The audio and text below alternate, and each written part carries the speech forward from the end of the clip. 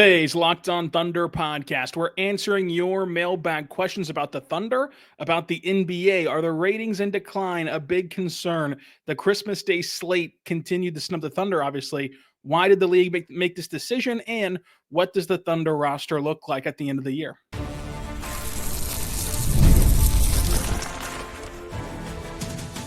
You are Locked On Thunder, your daily Oklahoma City Thunder podcast. Part of the Locked On Podcast Network, your team every day.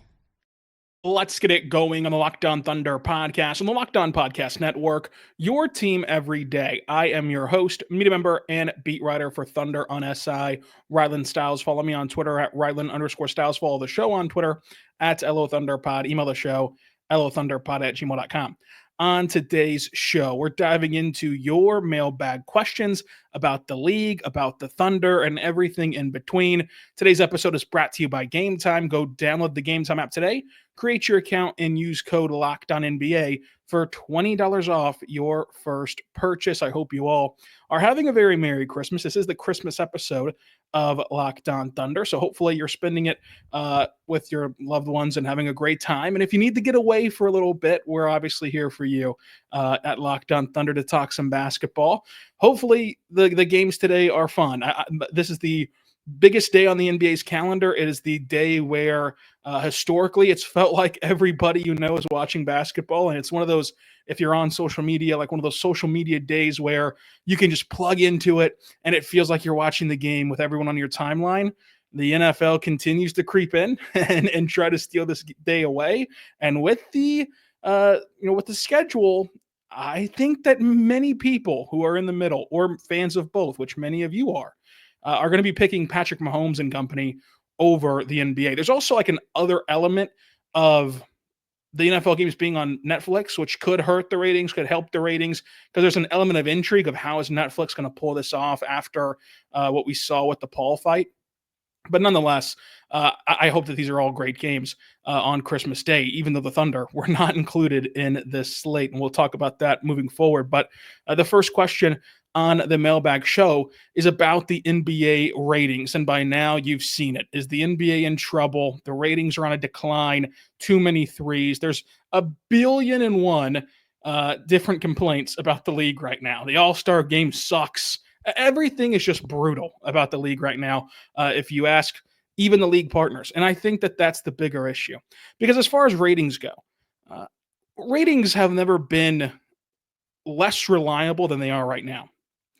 I don't want you to incriminate yourself in the comments, but how many of you watch the Thunder every single night, but do it illegally? Do it on these pirate websites where it's not counting for the NBA's statistics, right? It's not counting toward their ratings. And I don't blame you. The NBA has made it incredibly hard to watch any team, including your home team. It is really hard to watch the Thunder. It's a miracle that my 62-year-old dad can figure it out, but it's really hard. So I can't blame you. I personally don't go that route. I have League Pass. I have FanDuel Sports TV Network, formerly known as Bally Sports, the artist formerly known as Fox Sports Oklahoma. I have that streaming service for better or worse. So I don't go that route, but many of you do, and that cuts into the bottom line of the ratings that you're seeing be pumped out about the NBA. Now, that goes, of course, too, for people not having cable, period, so you can't watch the ESPN games unless you do it on an alternative site, because with ESPN, a lot of the times they have these weird situations where you can buy ESPN Plus and it gives you everything but ESPN's broadcast of an NBA game. It's pretty weird. That hurts the ratings. Secondarily, I think the bigger issue than just like pirated streams, because if you boiled it all down, the pirated streams are probably just from a younger demographic. I don't know many older people who've fallen off. Like if you look at the demographical breakdown of 50-year-old plus men used to watch the NBA at this rate, now they're watching it at this rate. I don't know how much of that is due to pirated streams. The bigger issue is its league's partners. That's the bottom line. The league's partners will not stop crushing the game. And today's a great example. If you're listening to this before any of the action kicks off, go watch the NBA pregame show today and the NFL pregame show today. The NFL pregame show wouldn't dare say a bad thing about the league. It wouldn't dare say a bad thing about the players of the current era. It wouldn't dare say a bad thing about the teams that are going up against one another. The NFL protects its shield. Like it's gotten them, almost to a controversial point in the sense of that they shutter out criticism.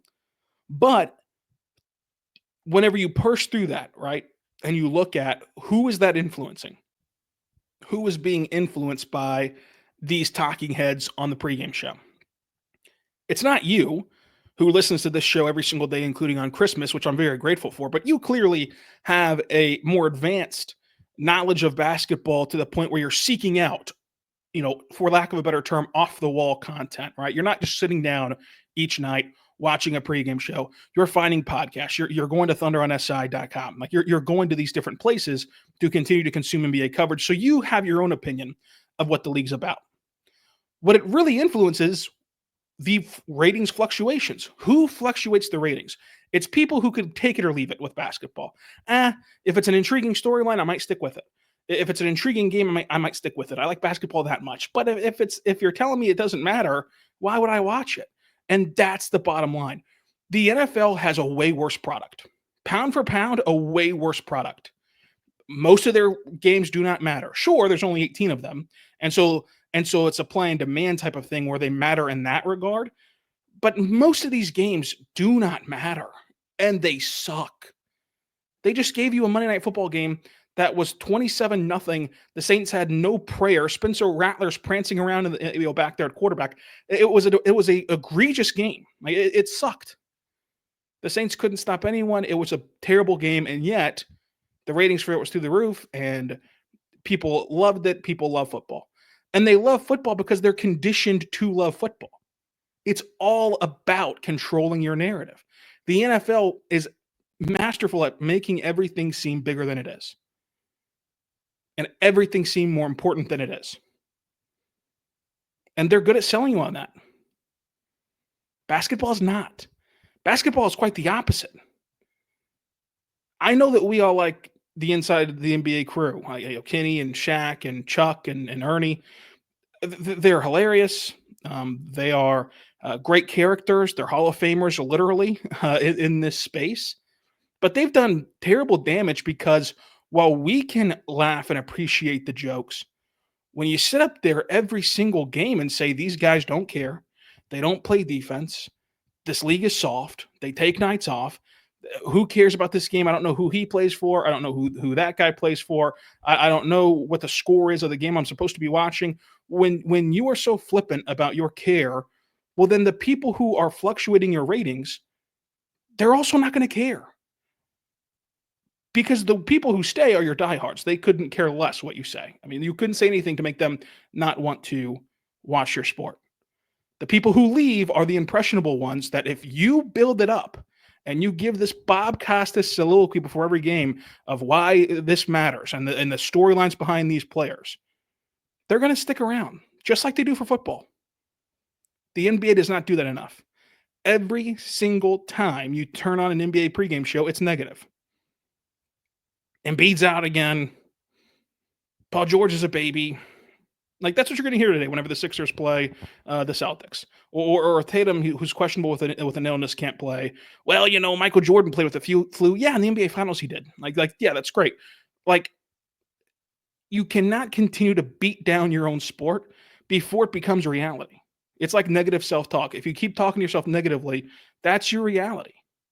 And that's what the NBA's biggest partners, biggest brands, biggest personalities have done. So while the NFL curbs its narratives and it tries to fight off every negative connotation about the sport, the NBA embraces its negativity and negative storylines, welcomes it, encourages it, and heightens it. The coverage is the exact same in terms of personalities. It's Shannon Sharp, it's Dan Orlovsky, it's all these other guys who have played high-level football and played in the league, and their days are behind them. It's Peyton Manning, Eli Manning, Tom Brady, Greg Olsen. Listen to how Greg Olsen talks about the current players. It's the complete opposite of how Shaq talks about the current players. Because Shaq wants to downplay this era to thus prop up his era of a bygone era. And Greg Olson wants to uplift this group of players and thus uplift his sport and thus uplift his pocketbook and thus uplift what the NFL is long term. To where now they've got everything. They've got Christmas. They've got Thanksgiving. They have taken away your casual audience every single day of the year. It was not always like this. This is why this became the NBA's day, is because it was the day that the NFL would not dare mess around with their scheduling and take from the NBA. They would just let the NBA have it. Now you've got the biggest star of the sport on a bum ankle, Patrick Mahomes, playing on a Saturday to a Wednesday. Because by golly, we've got to get this next Netflix money, and by golly, you're going to watch it. And we can do it. We can just yank your chain, take away your day, and overcome this sport to where it's not even competitive anymore. And I think it's in large part due to how the sport is covered, how the sport is talked about. Because if you were going to sit down and say this league is soft and these games don't matter, but yet everywhere you turn, people are beating you over the head with, that's stupid, these games do matter, every single game adds up in the regular season standing. The Thunder won the number 1 overall seed last year due to a tiebreaker, and those games can be made up equally in October as they can in April. If that's what you were met with, that criticism would then die off. Because in reality, you look around, load management is not the problem that you think it is. There are pockets of players, very minute, very small pockets of players like Kawhi Leonard, who do load manage and are hurt often. Shai plays every single night, right? But Kyrie and Luka and Kawhi, like, yeah, they might take nights off. Shai plays every single night. Tatum plays every single night, as long as he's healthy. I mean, obviously he's sick tonight. Who knows if he's going to play tonight? But Tatum does not load manage. Jokic does not load manage. Edwards does not load manage. Like, so it's not that big of a prevalent issue. But because it's the only thing people talk about, you think it is a plague on the sport. It's not. And that's why how you cover and how you talk is important. But there are other issues, which we're going to get to coming up. But first, once here right now, but good friends over at Game Time, go check out the Game Time app today. And when you do, you're going to enjoy all of the fantastic favors that they can give you with their deals. It's last minute tickets, lowest prices guaranteed, including flash deals, zone deals, everything in between. The lowest prices guaranteed is key for NBA fans. You're going to want to be able to wait it out until the very last minute to where you know exactly what you're getting into that night in this league. And make sure that you toggle on the all-in pricing feature. It's my favorite feature. We all know that buying tickets comes with fees. But whenever you get to know that total up front with no surprises at checkout, it makes it so much easier to go purchase your tickets. And I also love the view from your seat. Perhaps I get many comments saying that you're coming to Oklahoma City for the first time. You're from out of town. You want to see a game at the Paycom Center. If you've never been there, there's no bad seat in the house, but you can make sure you're getting what you want at Game Time. Go download the Game Time app, create your account, use code LOCKEDONNBA for $20 off your first purchase. Terms and conditions apply. Again, create your account, redeem code LOCKEDONNBA for $20 off your first purchase. Go download the Game Time app. What time is it? Game Time. Also want to tell you right now about our good friends over at Rocket Money. Check them out today because the Rocket Money help you find any subscriptions you forgot about or you were paying twice. That's definitely happened to me. It can happen for you too, because whenever you change over your card, you think one subscription gets canceled. It really doesn't because they don't need the new card information. It can just be a whole mess, right? And we've all been there of let's sign up for this free trial, right? And, oh, I have 7 days. You forget to cancel it, and then they're just eating away at your money. That's where Rocket Money can come in, track down all of that information for you, and let you cut loose your subscriptions that you don't need anymore and then save you money. Rocket Money is a personal finance app that helps you find and cancel unwanted subscriptions, monitor your spending, and helps you lower your bills so you can grow your savings. It brings you everything together all in one place, whether it's subscriptions or your spending habits or even the goals you want to hit for the year. Rocket Money has over 5 million users who have saved a total of $500 million in canceled subscriptions, saving members up to $740 a year when using the app's premium features. So make sure that you check out the very best feature, which is the subscription tracker. It's basketball reference. It's clean the glass. I mean, it's all these other services that you want to make sure you know what's going on. Spotify and Apple Music. What if you're paying for both? Like I am stupidly. Not anymore though, because I have Rocket Money to help me out. So cancel your unwanted subscriptions and reach your financial goals faster with Rocket Money. Go to rocketmoney.com/lockdown today. That's rocketmoney.com/lockdown today. rocketmoney.com/lockdown today. We're back on the Locked On Thunder podcast on the Locked On Podcast Network, your teams every day. Thank you so much for making us your first listen every single morning, every single day. We're here for you talking Thunder basketball. Well, let's wrap up the ratings situation, and it ties into the Christmas Day situation. The talking heads and the pirated streams are two of the biggest issues, and I think the talking heads is the biggest one. Like, you cannot continue to down talk your sport and expect it to thrive. Equally as big, though, is on the league itself. There is absolutely no reason why Shai should not be on Christmas Day. And that's not because that I host Locked On Thunder and would be cool to cover a Christmas Day game. It's because the only reason why he's not ties into the talking heads portion where you don't trust your audience. You want to play the hits. You want to play Kevin Durant. You want to play Devin Booker. You want to play Steph Curry. You want to play LeBron. You want to play the hits because you don't think that your audience is smart enough to grow an appreciation for a guy like SGA, for a guy like Jalen Williams, for a guy that they've never heard of or heard very little of. And on face value, maybe they'd rather see LeBron, but then you get to watch SGA and he pulls off this behind the back move where the ball never touches the ground, wrap around his body and throwing up a mid-range jumper. And that's the player that they've been looking for. Specifically on SGA. And again, this is independent of being the host of Locked On Thunder.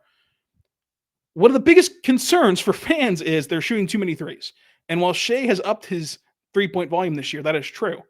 What does he still do more than anybody in this league? Mid-range jumpers, mid-range craft. Like he is just a masterful maestro in the mid-range that turns the clock back to the early aughts, to the time period where everybody's nostalgic for. And if you put him on the league's biggest day, right after the 2 NFL games, then people can see, oh, wait, who's that guy? He's playing exactly how I want my players to play nowadays. Oh, he plays for Oklahoma City? When's their next game? Oh, it's Friday? It's Saturday? Okay, I want to go watch it. That's what it takes to market your sport. You have to trust your fans and elevate your product. The NBA doesn't do either of them. They don't trust you to appreciate new stars, and they keep rolling out Steph, rolling out LeBron, rolling out Kevin Durant. They kept leaning on Joel Embiid and Paul George, and like those guys obviously were in danger of missing this game today because of injuries, but it's a ticking time bomb over there. They have a combined 7 wins or whatever it is for Philadelphia, and Embiid is available, and Paul George is available as well for this game, so they got lucky in that respect, but that was no guarantee. And so now you don't have the best team in the West for 2 years running. You have one of the worst teams in the East record-wise, who I think will salvage their season, but still, you have one of the worst teams in the East record-wise. You have a play-in team in San Antonio, a play-in team in the Lakers, a play-in team in the Warriors. You have two teams who have disappointed a bit in Denver and Phoenix because you don't trust your fans to appreciate good basketball.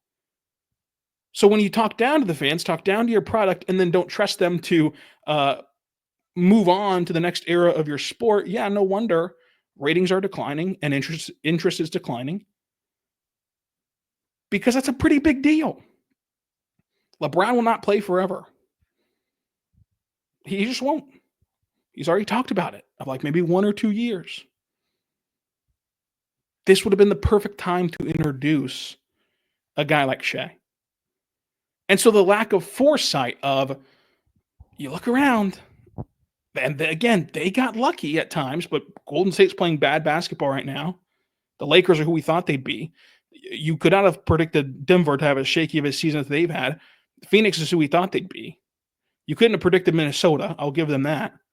And then Luka is the biggest draw in the sport. But San Antonio is who we thought they'd be, a frisky, borderline play-in team who's playing quality basketball. But the Thunder are also who we thought they'd be. Everybody nationally, locally thought they'd be the best team in the West, and they are. With the best player in the sport, one of the best players in the sport, however you want to quantify it. you've got to trust your fan base to grow. And just looking at the schedule, I could see many of these games being uncompetitive and many of these games being boring. So whenever you look around and say, do I want to watch Patrick Mahomes, CJ Stroud? Right? Do I want to watch those teams, Lamar Jackson? Or do I want to watch Embiid play the Celtics? Do I want to watch Wemby in the Garden? It's an easy decision, probably. We'll see how the games go today, though. But I think that those are the reasons why the ratings are declining. And those are the reasons why the Thunder being snubbed on Thanksgiving, on Christmas Day, make no sense.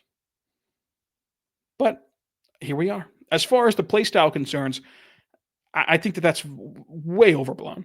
Way overblown. And the only thing I'll say on that, because I just don't even know if it's worth talking about, the idea to make three-pointers go to the rim and two-pointers go to the three-point line or however people are slicing that up now, it would not get your desired results. If you make the rim worth 3 points, like dunks, layups, and those sorts of things, worth 3 points, guess what people are going to do? Pack the paint and force you to shoot threes. Like, it's not a problem. It's not an issue. People just make it one. Because you've opened the door to complain about everything. NFL fans are complaining, like, the Chiefs get every single call, whatever. But they'll sit through some slop on the field. They do their complaining with stuff that's arbitrary, with stuff that is off the field focused, who should win awards, stuff like that. But you don't hear a lot of gripes about the Bucs and Cowboys playing a Sunday night game that didn't matter, and then the Cowboys pull off an upset. Like, you don't hear any gripes about that. And guess what that is? That's the Cowboys getting the benefit of being the NFL's version of the Lakers and Celtics, and they just get plastered on every single primetime slot you can. But who doesn't complain about that? The NFL media. What does the NBA media do whenever those two teams are up there? Like, it just is how the league's covered, and thus how the leagues are perceived. But moving forward, I don't know why that lasted 22 minutes. I apologize to everybody listening. But it's Christmas Day, so probably many of you should be with your families and not listening to me ramble. But Mello says, when are the Thunder going to convert A.J. Mitchell to a full contract? Good question. I think that the A.J. Mitchell situation, you're seeing it not resonate with many people in the right way in terms of his contract. Even today, he gets named to the NBA.com rookie ladder, and the blurb about A.J. Mitchell said, "Good news, he's a contributor. Bad news, he's almost out of days on his contract for the NBA two-way deal." Well, he's played in all 28 games, and he can play in 50. And it's not really bad news because everyone with a brain can see that the Thunder are going to convert him to a standard deal and can see that they're just going to waive Brandon Carlson and sign him to a contract. Now, the question becomes, why haven't they done it yet? And based upon merit, sure, they should do it right now. But based upon business, it makes zero sense to do it right now. You take him up to those 50 games, he'll get a prorated contract for the rest of the season. And it's not about funny business with the money the way that baseball does their service time. It's about your ability to be flexible at the trade deadline. To where right now that roster spot's filled by Brandon Carlson. If you want to go execute a trade, well, then you can take on guys. You can cut Brandon Carlson, then take on guys, cut those guys, and then sign A.J. Mitchell. Whereas if you made that move right now and you cut Brandon Carlson today and signed A.J. Mitchell today, you have no space to take on more players for year one or 3 for year 2 or whatever. You have to make the math work perfectly, in other words, if you did it today. If you wait until after the trade deadline or after you can make your trades, then you have more wiggle room because you're already going to cut Brandon Carlson. There's no question about that. No offense to Brandon Carlson, but that's just simple. That's why you wait. That's why you hold off. It's not anything to do with like, are they going to do it or aren't they going to do it? They're for sure going to do it. But there's a reason why they haven't done it yet. Coming up, we'll talk about Cam Johnson and more of your mailbag questions. But first, let me say right now, But our good friends over at FanDuel, go check out FanDuel today. The NFL playoffs are almost here, and it's not too late to get in on the regular season action with FanDuel, America's #1 sports book. Right now, new customers can finish the season strong with $250 in bonus bets if you win your first $5 bet. FanDuel has many ways for you to pick up a W this season. I love betting on which player will score the touchdown, how many points each team will score. It's thrilling. You have player props, like we mentioned, spreads, over-unders, everything you can think of, all at FanDuel. Go to FanDuel.com. Join today. That's FanDuel.com for your chance at $250 in bonus bets. Make every moment more at FanDuel, the official sports betting partner of the NFL. And if you're only into the basketball side of things, you can still bet on the NBA as well. It's Spurs +9 on Christmas Day. It's 76ers +8 on Christmas Day. You can go bet on those things at FanDuel.com.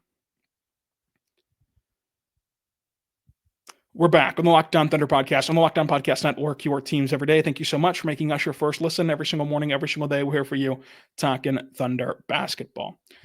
Jimmy Mintz says, which of these players would be the hardest for Sam to trade away and say goodbye to? Isaiah Joe, Aaron Wiggins, or Kenrich Williams? This ties into the Cam Johnson question, which was asked by Austin Lowry. Are you a seller or buyer in Cam Johnson rumors? And is this the best route to go for the Thunder? So in terms of who's it hardest to say goodbye to, all of them. They all have very unique stories. They all are very great people. You found Wiggins with the 55th overall pick. You get Isaiah Joe in free agency after he was waived by the Sixers, didn't play for the Sixers, but Roseman kind of came into this organization, brought him in, all that good stuff. And then with Kenrich was a throw-in non-guaranteed contract to make the money work for the Steven Adams trade to New Orleans. And many people believe that they just got him. Who cares? Like, it's all laundry. Like, that was the era of laundry for the Thunder. Don't get attached to anybody. This is a rebuild. Guys going in, guys going out. There's only a handful of guys to really pay attention to. He made himself become more than just laundry. He made himself become a staple of that locker room, a staple of this rotation, a staple of this community. Like, look at the way that he speaks about Oklahoma City as a city, and then also this organization as a basketball team. So all of them would be too tough. And in terms of on the court, Isaiah Joe provides that streaky shooting. Kenrich is the perfect small ball center with the identity of how this team wants to play. And then Wiggins, I would say, would be the easiest to say goodbye to on the court, but he still could pop somewhere and maybe in a place like Brooklyn where he can stretch his legs a bit because he's not going to be yanked off the floor defensively. Maybe they could work for him, right? So in terms of on the court, I would say toughest for Kenrich, second toughest for Joe, third toughest for Wiggins. Now, to the question about Cam Johnson. Buying or selling in the rumors as in they're real. I won't comment on that because anytime that you sell it, right, it's kind of questioning the integrity of somebody else. I will just say this. All that we've heard so far is that, oh, by the way, I've heard that the Thunder are interested in Cam Johnson. That's not a ton, right? Like, that the Thunder are going to do their due diligence on every single player across the league and try to get better. That every single time the Thunder have been in a position like this where they are contenders, that Sam Presti's gone and made a trade for better or worse. Like the Gordon Hayward thing didn't work out on the court. It did work out, though I will continue to remind you, off the court in the sense of the salary cap, in the sense of getting you Isaiah Hartenstein, which was more so at the forefront of that trade. So, every single year he's done something to try to improve the team.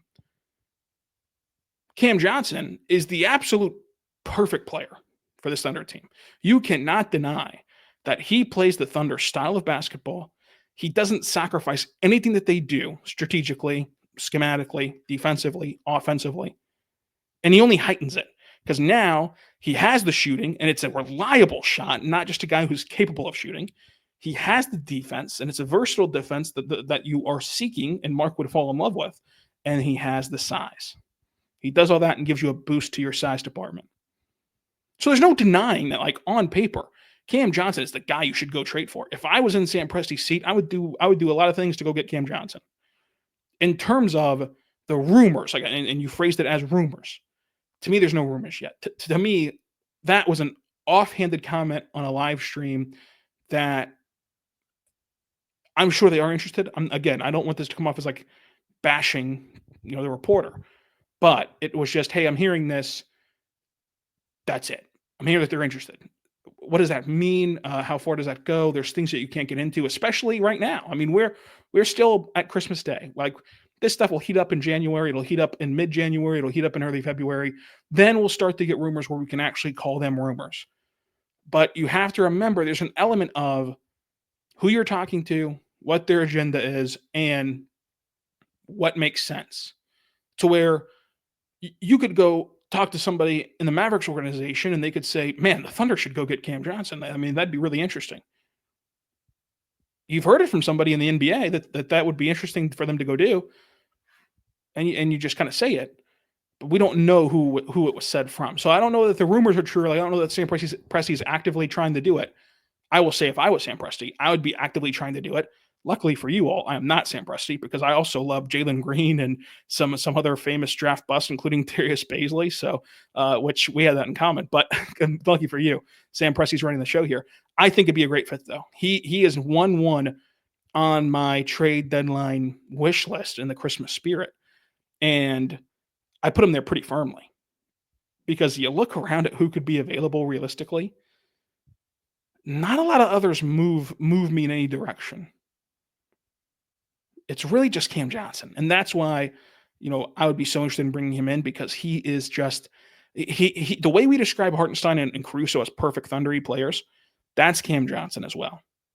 So now you're collecting these affinity stones, or whatever Clemente will have to help me on the superhero things, but you're collecting these infinity stones of Thundery guys who are also really excellent NBA players.